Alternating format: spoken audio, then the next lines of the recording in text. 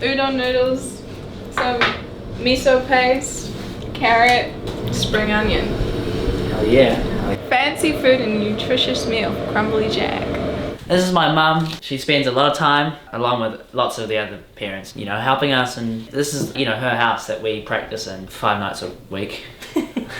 I've never met anybody quite like this guy who can make things happen. He's just a cup half overflowing kind of guy. He sees opportunities and he makes them happen, and he's just so amazingly talented, and yeah, I'm extremely proud. Yeah, my big boy.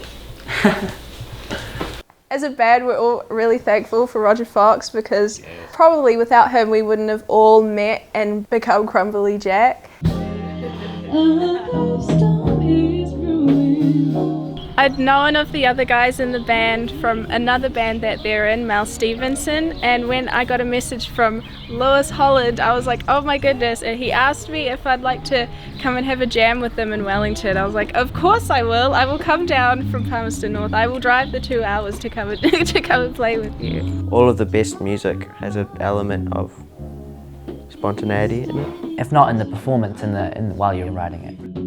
Okay, well, for sure, it'll be fun to win. But, you know, it definitely is an opportunity to play and write more and meet more people and get more opportunities to play in the future. I'm sure everyone agrees it's less about the competition and more about the experience.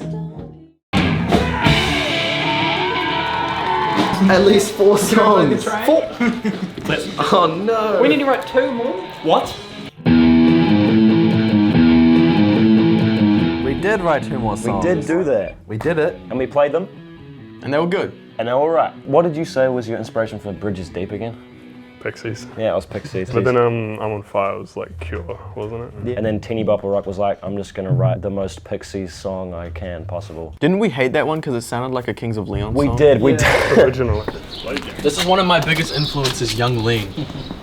He started SoundCloud rap and sound rap, and he is the god of SoundCloud rap, and no one will ever beat him. He's a pioneer of an entire genre of He actually music. is. Rockquest 2019, and then there's Baby Nixon, there's Baby Noah with his little fro, Baby Jack who looks exactly the same, and Ashton looks exactly the same. There was a running joke for a bit in the music department with Mr. Bodman about how my last name translates to Big Angry from Ririnui. So then he just started calling me Big Angry. And then I think he just signed us up as Big Angry. Yeah, we didn't get a choice. We didn't have a band name, he just signed us up as Big Angry. What makes Big Angry awesome? They've been friends for 5, 6, 7 years. They've been writing music together for that long, playing music. It was never about winning, it was about friendship. Making the national final this year was the icing on the cake for them. The important thing for these guys to remember this year especially, that isn't the end of the road. They can still record, they can still perform, they can still write. And Rockquest is actually one of the things that gives the confidence in themselves to continue doing that.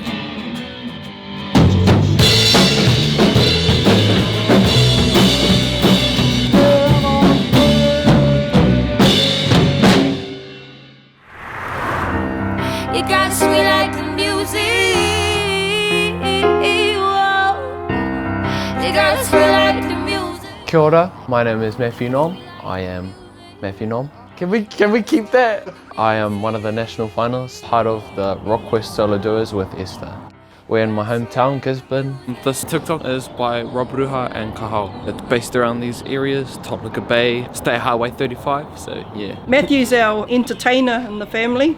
He's a real jokester, real comedian, as well as being a really good musician. He's a really good sportsman too. Hated those kind of kids when I was growing up, to be honest. Jealous. Yeah, just super proud of him. Yeah, he's a talented boy. She was gonna say he was a good boy, but she thought that in her head.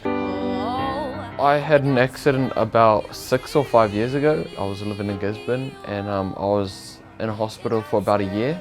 The time I was in hospital, my sight was affected, and I learned music after my sight was affected. I learned it by myself at home. Yeah. Living in Auckland, I got into a bit of music producing through our drummer from Kashishi. He's a blind music producer. First time I used FL Studios, it was hard to navigate because I couldn't see properly. But yeah, every couple of days I just jump on my computer at home and make a beat, and yeah, it's fun for me. I find it fun. I think I'm just going to keep it as a hobby because it's kind of one of those careers where you are in it or you aren't. So yeah. Sweet like your music.